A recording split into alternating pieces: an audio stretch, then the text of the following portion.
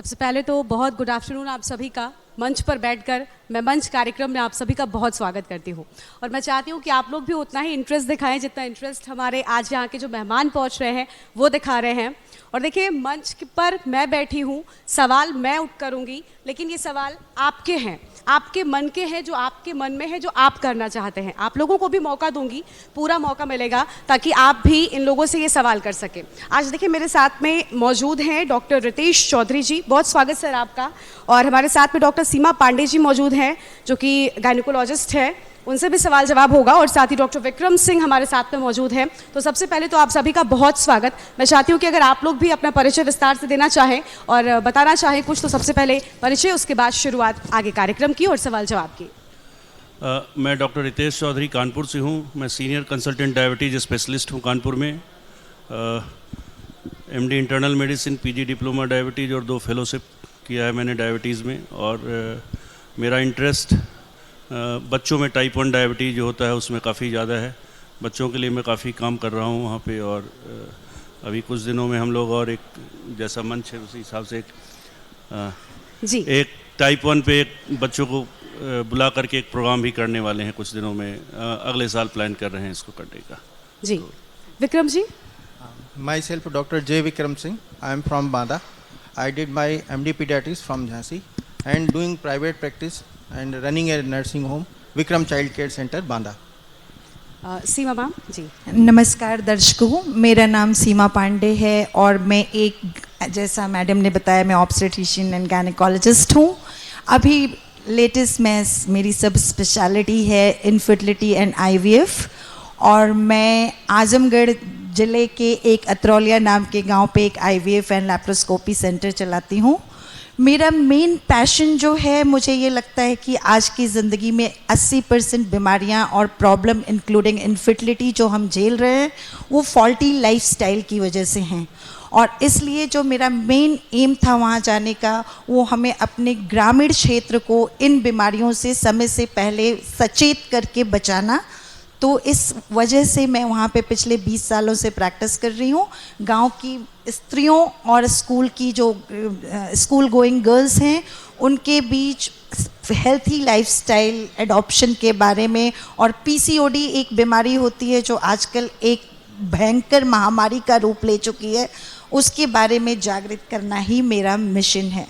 बिल्कुल। तो देखिए, अलग अलग सेक्टर या हम कह सकते हैं अलग अलग बीमारियों के डॉक्टर्स आज हमारे साथ में मौजूद हैं। और ये वो बीमारियां हैं जो आज के लाइफस्टाइल की वजह से हम सब पर ज़्यादा असर करती हैं, या फिर जनसंख्या में अगर हम देखें तो ये वो कॉमन बीमारियां हो गई हैं जो लगभग हर दूसरे व्यक्ति में मिल ही जाती हैं।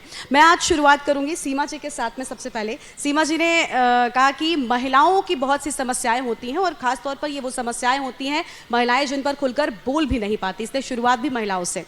सीमा जी, बहुत सी ऐसी बीमारियां हैं आज के, अगर देश की बात करें तो जो महिलाएं पढ़ी लिखी हैं वो अपनी बात को थोड़ा सा आसानी से व्यक्त कर लेती हैं, कह लेती हैं, समझा लेती हैं। लेकिन वहीं उन महिलाओं की बात करें जो अपनी बात को नहीं कह पाती, नहीं डॉक्टर्स को भी समझा पाती, उनके लिए डॉक्टर्स आखिर क्या करते हैं और किस तरह से उनकी बात को समझ पाते हैं? क्योंकि देखिए, स्वस्थ रहेगा इंडिया तभी बढ़ेगा इंडिया। इसलिए हम यही चाहते हैं कि जो डॉक्टर्स हैं वो लोगों की समस्याओं को समझें, उन लोगों की समस्याओं को भी समझें जो कह नहीं पाते, व्यक्त नहीं कर पाते। उसके लिए आप क्या करती हैं? ये बहुत अच्छा प्रश्न है और मैं आपको ये कहना चाहूँगी कि एम्पैथी, उसको मतलब हिंदी में जो कैसे बोलूं, कि जो आपके बीच में संवाद की ज़रूरत नहीं होती किसी के दुख सुख या खुशी को समझने के लिए। अगर डॉक्टर एम्पैथेटिक है, वो अपने पेशेंट को बोलने का समय दे रहा है, तो जो कुछ भी बात है उसमें से वो निकाल करके उस चीज़ को समझ सकता है। शुरुआत आपको करनी पड़ती है कि आपको उनसे पहले बात करके उनके अंदर से वो चीज़ें निकालनी पड़ती हैं। पहले मेरे पास महिलाएं आती थीं तो उनसे पूछते थे कि आपको लास्ट पीरियड कब आया था, तो कहते थे मेरे हस्बैंड को बाहर से बुलाइए, वही बताएंगे। लेकिन अब बदल रहा है इंडिया, और आज उस गांव में बैठ के मैं आपको बता सकती हूँ कि जो महिला मुझे दिखाने आती है वो इतनी एम्पावर्ड है कि वो अपने शब्दों का चयन गलत हो सकता है लेकिन अपनी प्रॉब्लम को मुझ तक पहुँचा लेती है।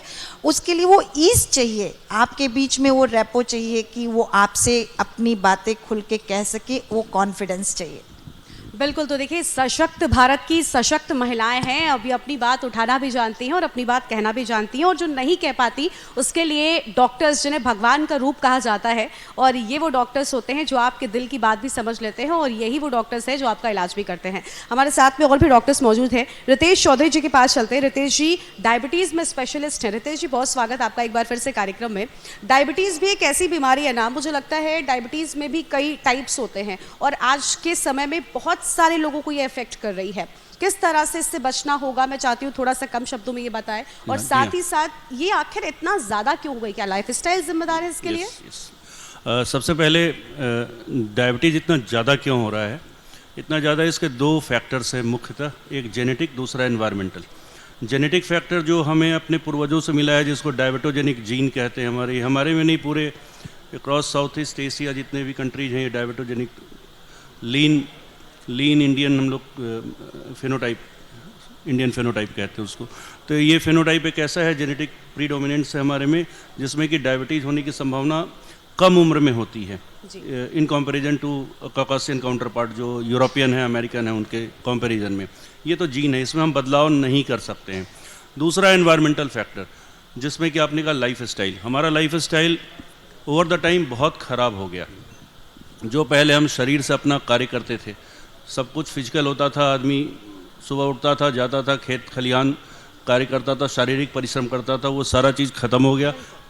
अल्टीमेटली हमारे पास सुख सुविधाएं with the advent of scientific technology हमारे पास इतना ज़्यादा हो गया कि हम अब अपने शरीर से कोई कार्य लेना नहीं चाहते हैं। आप एक छोटा से छोटा कर्मचारी का भी उदाहरण ले लीजिए, वो सब्जी खरीदने जाएगा, बाइक स्टार्ट करेगा, वहीं जाके बोलेगा मुझे 2 किलो आलू। यानी लाइफ स्टाइल में जो चेंजेस हुए इसकी वजह से भी बहुत बच्चों में मोटापा बहुत ज़्यादा हो रहा है, बहुत शुरुआत के फेज से ही स्कूल में, क्योंकि बच्चे जो प्लेग्राउंड में खेलते थे वो प्लेग्राउंड या तो ख़त्म हो गई हैं रैपिड अर्बनाइजेशन और बहुत ज़्यादा पॉपुलेशन ग्रोथ के कारण। और ये सब अल्टीमेटली फैक्टर हमारा जो मोटापा, लैक ऑफ फिजिकल एक्टिविटी, ये अल्टीमेटली वो एनवायरमेंटल फैक्टर्स हैं जो कि जो हम जीन जो ऑलरेडी लिए हुए हैं उस पर वो प्रभावित, उस पर वो एडेड इम्पैक्ट करता है, और बहुत अर्ली एज में, बहुत कम उम्र में हमें डायबिटीज़ हो जाता है। बिल्कुल, यानी लाइफस्टाइल में अगर कुछ चेंजेस करेंगे तो कहीं ना कहीं आप इन चीजों से बच सकते हैं, काफी दिनों तक इससे बचाव कर सकते हैं लाइफस्टाइल चेंज के कारण। जी बिल्कुल। डॉक्टर विक्रम सिंह साहब भी हमारे साथ में मौजूद हैं। विक्रम जी, डायरिया और निमोनिया क्या है, क्योंकि ये भी है जो बहुत ज़्यादा असर करती है लोगों को, और इसके चलते बहुत सारी मौतें हम सुनते हैं। आंकड़े जब सामने आते हैं तो ये हैरान कर देने वाले होते हैं। Thank you. ये डायरिया वायरल बीमारियां हैं, 98% तक बच्चों में ग्रसित होते हैं। बच्चे जो वायरल चेंजेज होते हैं, मौसम में अचानक बदलाव, अचानक खान पान में तब्दीली, जिसकी वजह से वोमिटिंग, लूज मोशन, फीवर आना, ये बच्चों में बहुत ही कॉमन बीमारी है, और इससे बहुत ही ज़्यादा पेरेंट्स भी डिस्टर्ब होते हैं। बच्चा तो डिस्टर्ब होता ही है, कुछ बच्चों को भर्ती भी करना पड़ जाता है, बोतल इंजेक्शन की आवश्यकता भी पड़ जाती है। 80-90% बच्चे तो ORS का घोल सिंपल दवाओं से घर में ही ठीक हो जाते हैं।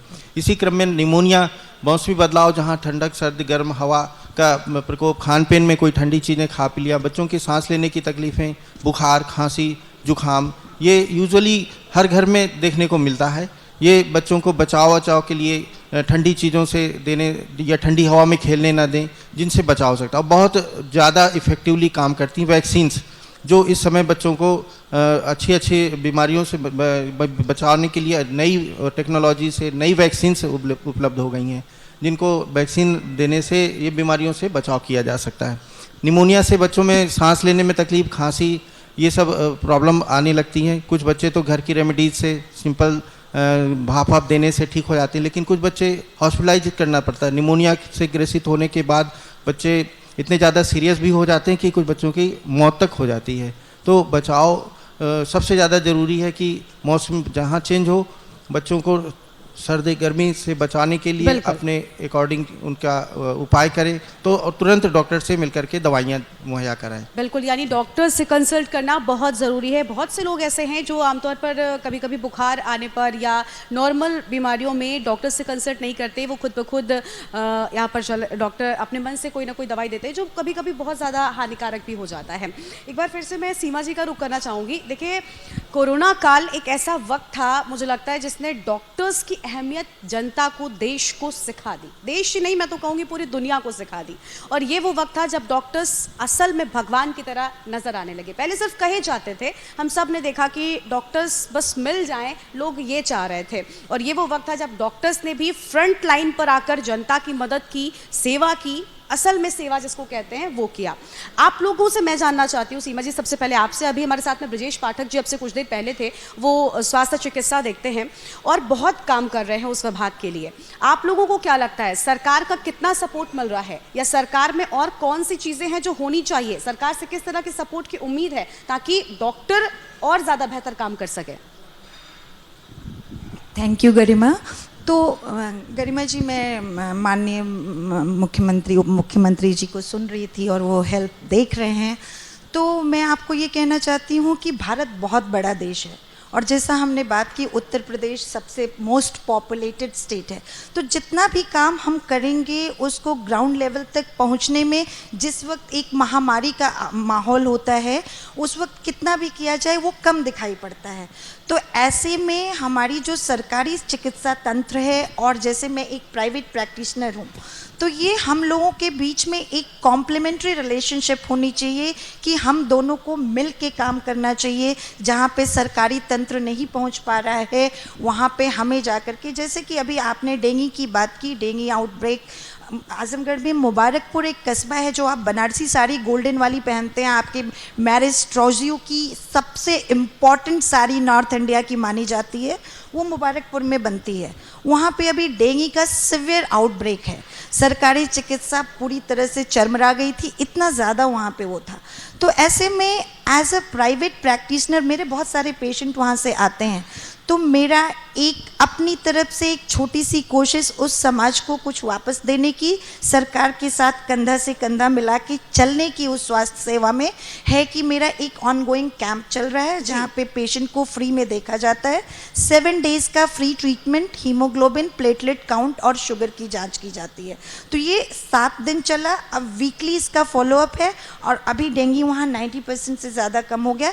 अगले अब महीने पे वो मेरा कैंप चलता रहेगा। बिल्कुल बिल्कुल। तो सरकार से बस मैं ये उम्मीद करती हूँ कि उसकी जो नीतियाँ हैं उसमें वो इंक्लूसिव होनी चाहिए और उसमें डॉक्टर को थोड़ा सा और ज़्यादा फैसिलिटीज़ उन जगहों पे दी जाएंगी जहाँ पे आपको डॉक्टर नहीं मिलते, उनके बच्चों को पढ़ने की जगह, उनको प्रॉपर रहने की जगह, तो शायद ये सारी समस्याएं और अच्छे से ठीक हो बिल्कुल पाएंगी। बिल्कुल। देखिए, बहुत सी समस्याएं हैं जिनको ठीक किया जा सकता है। सरकार की नीतियां तो बन ही रही हैं, लेकिन अगर सरकार की नीतियां जनता तक पहुंचेंगी और सरकार की जो योजनाएं हैं वो भी जनता तक पहुंचेंगी, तो मुझे लगता है जनता के लिए भी आसान हो जाएगा स्वास्थ्य विभाग में भी डॉक्टर्स तक पहुंच पाना और अपना इलाज करा पाना। रितेश जी के पास चलते। रितेश जी, एक और भ्रम होता है लोगों के मन में, मैं चाहती हूँ आप वो भी क्लियर करें। बहुत से लोग ऐसे होते हैं जो सरकारी डॉक्टर्स का रुख कम करते हैं, प्राइवेट डॉक्टर्स की ओर ज़्यादा जाते हैं। ऐसे में होता क्या है कि प्राइवेट डॉक्टर्स में कई बार अपॉइंटमेंट नहीं मिल पाता या बिजी शेड्यूल के चलते टाइम नहीं मिलता है, तो प्रॉब्लम्स हो जाती हैं। आप बताइए कि आखिर सरकारी डॉक्टर्स की महत्वता क्या है, क्योंकि सरकार जब किसी डॉक्टर को किसी विभाग में एक पद पर नियुक्त करती है तो मुझे लगता है एक पूरे स्पेशलाइजेशन के बाद और काफ़ी कुछ चीज़ों के बाद, एक लंबे प्रोसेस के बाद होती है नियुक्ति। तो ऐसे में बताइए उसकी अहमियत को, उसकी महत्वता को। नहीं, जब डॉक्टर सरकारी तंत्र में आप जब जा रहे हैं और आप इलाज कर रहे हैं तो महत्ता तो आपके क्वालिफिकेशन पे ही सबसे पहले आपको अपॉइंट किया गया है। दूसरी बात, कैसे इलाज करना है और प्राइवेट में क्यों जाते हैं। देखिए, हमारे पास अभी भी चिकित्सा सुविधाएं, अब नंबर ऑफ़ स्पेशलिस्ट कम है किसी भी लाइन के, और गवर्नमेंट में ज़्यादा ही कम है जी। और जब आप इस चीज़ को, और देश की जनसंख्या इतनी ज़्यादा है, जब मैंने कहा कि एक डायबिटीज़ जैसे मैं डील करता हूँ, महामारी की तरह एक ये रोग हो गया है, और आप समझिए 11 से 14% आप हिंदुस्तान में जो ये है डायबिटीज़ का प्रेवलेंस है। आप तो 130 करोड़ में आप 11% आप कैलकुलेट कर लीजिए कितना हो गया। तो अभी जो WHO एस्टीमेट है उसके हिसाब से 70 से 75 लाख लोग डायबिटिक हैं हमारे देश। 69 मिलियन पीपल, 71 मिलियन पीपल तो पिछले महीने का डेटा था। तो 7 करोड़ से ज़्यादा, मैं लाख में सॉरी बोल रहा था, 79 7 करोड़ लोग अगर डायबिटिक है कहीं तो दिखाने जाएंगे। तो जो एफ्लुएंट हैं वो गवर्नमेंट में नहीं जाना पसंद करते हैं क्योंकि लंबी लाइन होती है वहाँ पे। आप आज का अपॉइंटमेंट नहीं मिला, कल का अपॉइंटमेंट ले लीजिए, प्राइवेट में दिखा लेंगे। लेकिन जो आम जनता है जिसको भी, उसको भी मधुमेह तो अब एक रिक्शा चलाने वाले को भी मधुमेह हो रहा है, और ऐसा हो रहा है कि बिना इंसुलिन का उसको ट्रीटमेंट करना ही मुश्किल हो जा रहा है। लाडा वैरायटी होती है ज़्यादा, उसमें भी हम लोग एक स्टडी कंडक्ट कर रहे हैं उसमें। बिल्कुल, यानी देखिए बहुत सी ऐसी दिक्कतें हैं या बहुत से लोग हैं जो अपने अपने कारणों की वजह से प्रेफर करते हैं। लेकिन देखिए अगर सरकार स्वास्थ्य विभाग को लेकर इतना एक्टिव है तो मुझे लगता है कि जनता को भी उसमें पूरा सहयोग करना चाहिए। विक्रम साहब भी हमारे साथ में मौजूद हैं। विक्रम जी, अभी देखिए ब्रजेश पाठक जी लगातार कह रहे थे कि हमारे जो मुख्य मुद्दे थे वो यही थे कि हम कानून व्यवस्था को बेहतर करें, स्वास्थ्य व्यवस्था को बेहतर करें। और स्वास्थ्य एक ऐसी व्यवस्था है ना, मुझे लगता है कि डॉक्टर के पास एक मंत्री को भी जाना पड़ता है, एक आम जनता को भी जाना पड़ता है, एक चाहे एक्टर हो, हर एक व्यक्ति है जिसको डॉक्टर की ज़रूरत तो लाइफ में कभी ना कभी पड़ी जाती है। इसलिए स्वास्थ्य व्यवस्था का ठीक होना बहुत इंपॉर्टेंट है। डॉक्टर्स बहुत अहम रोल निभाते हैं, लेकिन कई बार मैंने देखा है, मेरे कुछ खुद पर्सनल एक्सपीरियंसेस भी हैं, कि अगर डॉक्टर आपसे प्रेम से बात करता है, एक आपकी बीमारी को समझने के साथ साथ सबसे पहले वो आपको सुनता है, तो आधी बीमारी तो मुझे लगता है बहुत से लोग जो यहाँ पर बैठे हैं मेरी बात से सहमत होंगे कि आधी बीमारी उस वक्त ही दूर हो जाती है जब डॉक्टर आपकी बात को सुन लेता है। जबकि कई ऐसे डॉक्टर्स होते हैं, अच्छी खासी फीस होती है, लेकिन आपकी बात सुने बिना ही उन्होंने अपने नोटपैड पे बहुत सारी दवाइयाँ लिखकर आपको सौंप दी। तो मुझे लगता है जनता के मन में वो चीज़ नहीं आ पाती, जो आपका मरीज़ है वो उतना सेटिस्फाइड नहीं हो पाता है। आपको लगता है कि डॉक्टर्स के अंदर ये थोड़ा सा चेंज होना चाहिए ताकि जनता से उनका दिल मिल सके? बिल्कुल मैडम, मैं इस बात से एग्री हूँ कि मरीज डॉक्टर के पास पहुँचे तो डॉक्टर का बिहेव उसके फैमिली मेम्बर के जैसा होना चाहिए, जिससे वो अपनी बात को खुल करके कह सके। पूरी तरह से लिसनर होना चाहिए डॉक्टर, और लिसनर के साथ साथ उसको ऐसी एडवाइस दी जिससे जो पेशेंट सुनना चाहता है वो उसको लगे कि मैंने अपनी पूरी बात डॉक्टर से बता दी है, और डॉक्टर ने पूरी बात सुनने के बाद ही मुझे मेडिसिन दी, या मेडिसिन के साथ जो और फिजिकल वर्क की एडवाइस दी या खान पीन की एडवाइस दी, उससे बीमारियां बहुत जल्दी कम होती हैं। डॉक्टर मिलनसार होना चाहिए। डॉक्टर के पास मिलने के बाद ये लगे कि वो शायद उसका भाई था या उसका चाचा था या उसका मौसा था। इस तरह के व्यवहार से हम डॉक्टर और मरीज के बीच का जो रिश्ता है वो बहुत ही लंबे समय तक कायम रहता है, उनके बीच में दुर्व्यवहार नहीं होता और मरीज बहुत जल्दी ही स्वस्थ होता है। तो इस बात से मैं बिल्कुल सहमत हूँ कि डॉक्टर और मरीज का रिलेशन एक बहुत ही टाइम टेकिंग रिलेशन है, बहुत ही जल्दी डिस्टर्ब भी होता है, लेकिन बन गया रिश्ता तो लंबी लाइफ चलता है। प्रोफेशनल रिलेशनशिप में मत कन्वर्ट करिए कि डॉक्टर मरीज, ये पेशेंट है, मैं डॉक्टर हूँ, देखा घर के पेशेंट के साथ आपका, अब चूंकि हम लोग ऐसे बीमारी में डील करते हैं जो कि जीवन भर ठीक नहीं होना है।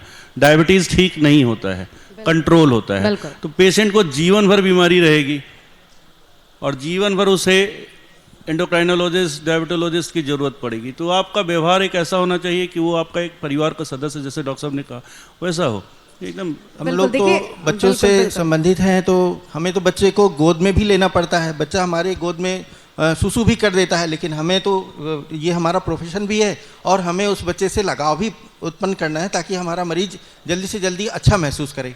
टीका लगाते समय बच्चा एकदम कलहारता है, एकदम रोता है, लेकिन हमें उसको पुचकारना है, संभालना है और ऐसे संभालना है जैसे वो मेरा ही बच्चा हो। जैसे मैं अपने 2 महीने 1 महीने के बच्चे को प्यार कर रहा हूँ, उस तरह से मुझे उस बच्चे को ट्रीट करना है। तो ये रिलेशन बहुत ज़रूरी है पेशेंट और डॉक्टर के बीच में। बिल्कुल, देखिए डॉक्टर और पेशेंट के बीच का अगर रिलेशन अच्छा होगा तो मुझे लगता है, मैंने पहले भी जो बात कही वही दोहराना चाहती हूँ कि बीमारी तो पहले ही ठीक हो जाती है। बहुत से लोग यहाँ पर मौजूद हैं, हर वर्ग के हैं, अगर कुछ पूछना चाहे तो आप लोगों का भी बहुत स्वागत है। आज अलग अलग सेक्टर के अलग अलग विभागों के भगवान मैं तो कहूँगी, क्योंकि कोरोना काल के बाद से डॉक्टर्स को मैंने भगवान कहना शुरू कर दिया है। तो आप लोग पूछ सकते हैं सवाल, अगर आप लोगों के मन में, किसी के मन में कुछ है तो। बिल्कुल, कुछ लोग हैं जो सवाल करना चाहते हैं, मैं चाहूँगी कि उन तक माइक पहुँचाया जाए ताकि वो लोग भी अपने सवाल कर सके। बिल्कुल, तो देखिए बहुत से लोगों के मन में बहुत सारे सवाल हैं और आज तो बहुत अहम मुद्दों को लेकर हम बात कर रहे हैं। ये वो मंच सजकर तैयार हुआ है जहाँ से हम जनता की आवाज़ तो उठा ही रहे हैं, लेकिन साथ ही साथ हम जनता की आवाज़ को सुन भी रहे हैं, इसलिए आप सबके सवालों को सुनना भी बहुत ज़रूरी है। माइक अगर जी, बिल्कुल स्वागत आपका। सर, ये आपको इस मंच से मैं लोगों तक ये बात पहुंचाना चाहूँगा, जो टाइप 1 डायबिटीज़ की आप बात कर रहे हैं, तो कैसे गार्जियन ये जाने कि उनके बच्चे को टाइप 1 डायबिटीज़ हो सकता है। दूसरी चीज़ कि जो हम देखते हैं आज डायबिटीज़ जो है तकरीबन 40, 45 से 50 साल के लोगों को ज़्यादातर हो रहा है, और जिस समय बच्चे जन्म ले रहे हैं वो उम्र तकरीबन 25-26 की होती है। तो क्या 45 साल पे होने वाली डायबिटीज़ वाले पुरुष में या उनकी संतानों में टाइप 1 डायबिटीज़ होने के खतरे हैं या नहीं है? थोड़ा सा। हाँ, सबसे पहले कैसे पता चलेगा कि टाइप 1 डायबिटीज़ किसी को हो सकता है, इसका कोई मैकेनिज़्म नहीं है। कैसे पता चले, अगर एक यंग कपल जो मतलब लड़का लड़की दूल्हा दुल्हन शादी करते हैं, उसके बाद उनके बच्चे को टाइप 1 होगा कि नहीं, ये कोई प्रेडिक्टिबिलिटी नहीं है। टाइप 2 का प्रेडिक्टिबिलिटी है, टाइप 1 का प्रेडिक्टिबिलिटी नहीं है। अनलेस कि दोनों पेरेंट्स टाइप 1 डायबिटिक हो तो भी उसमें प्रेडिक्टिबिलिटी बहुत कम है। जो है टाइप जेनेटिक ट्रांसमिशन जो होता है टाइप 2 डायबिटीज़ का ज़्यादा होता है, टाइप 1 का नेग्लिक्ट बहुत कम है, 10 to 15% से ज़्यादा नहीं है। तो ये कहना बहुत। हाँ, बच्चे को कैसे पता चलेगा कि टाइप 1 डायबिटीज़ है? बहुत बार बच्चे को पता ही नहीं चलता जब तक वो आईसीयू में नहीं आ जाता है। कीटोएसिडोसिस एक फिनोमेना होता है, बच्चा खेल रहा है, धीरे धीरे बेहोश हो गया, बेहोश होने के बाद उसे अस्पताल लाया गया, देखा गया वहाँ शुगर उसकी 400 450 के आसपास है। नॉर्मली अगर बच्चा आपका शिथिल हो रहा है, बार बार पेशाब करना शुरू कर रहा है, वजन उसका घटता चला जा रहा है, बच्चे का स्कूल की एक्टिविटी में कंसंट्रेट नहीं कर पा रहा है, पढ़ाई में एक्टिव नहीं है, तो आप ज़रूर एक बार उसका ब्लड शुगर ना कराएं, आप यूरिन का शुगर टेस्ट के लिए दे दें, क्योंकि अगर 200 से ऊपर खून में अगर शुगर की मात्रा रहेगी तो वो ज़रूर आपका यूरिन से आएगा। तो बिल्कुल। और भी लोग अगर कोई सवाल करना चाहते हैं, जी आप अपनी बात पूरी कर सकते हैं। हाँ, दूसरी बात इन्होंने कहा कि टाइप 1 डायबिटीज़ नहीं, टाइप 2 डायबिटीज़ एडल्ट में हो रहा है। टाइप 1 डायबिटीज़ नॉर्मली जो एवरेज एज है वो 12 से 18 6 साल से 8 साल से लेकर के 18 साल तक होता है टाइप 1 डायबिटीज़। उसके बाद भी होता है जिसको हम लोग अलग वैरायटी टाइप 1 के सब वैरायटी लाडा कहते हैं। नॉर्मली वो टाइप 1 डायबिटीज़ बाद में भी डेवलप कर सकते, नॉर्मली नहीं, यूजुअली नहीं डेवलप करता है। टाइप 2 डायबिटीज़ 50-55 साल में होता है। आजकल चूँकि मैंने पहले भी कहा था कि डायबिटोजेनिक जीन है हमारे में, तो हम लोग इसको 30 से 40 साल, हमारे ये 50 से 60 साल का जो उम्र है ये यूरोपियन पॉपुलेशन के लिए, यूरोपियन अमेरिकन, हमारे यहाँ ये बहुत अर्ली 10 साल अर्ली हैं हम लोग। तो आप समझिए जिस देश में 35 साल से 40 साल के बीच में डायबिटीज़ हो रहा हो, 10 साल में उसका कॉम्प्लिकेशन डेवलप होगा, किडनी का कॉम्प्लिकेशन, आँख का कॉम्प्लिकेशन, आप कहाँ संभाल पाइएगा और देश कहाँ ले जाइएगा?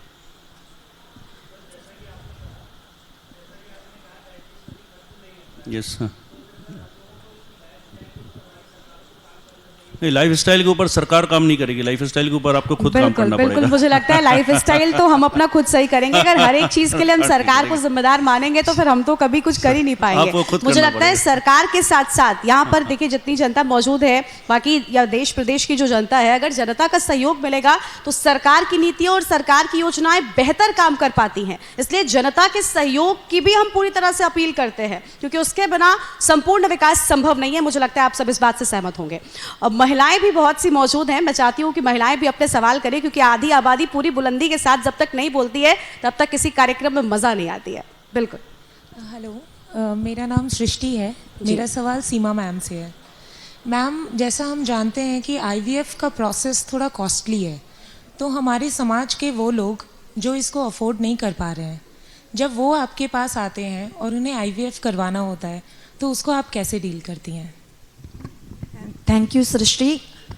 तो मैं अग्री करती हूँ कि जो इन विट्रो फर्टिलाइजेशन या टेस्ट ट्यूब का ट्रीटमेंट है वो बहुत महंगा है, और हमारा भारत सरकार का हेल्थ बजट अभी इतना नहीं है कि उसमें एज रूटीन आपके आयुष्मान में या किसी भी स्कीम में उस ट्रीटमेंट को इंक्लूड किया जाए। ग्रेजुअली कुछ बड़े शहरों में किया जा रहा है, डिस्ट्रिक्ट लेवल के जो बड़े हॉस्पिटल्स हैं, लेकिन हमारे यूपी में अभी नहीं है।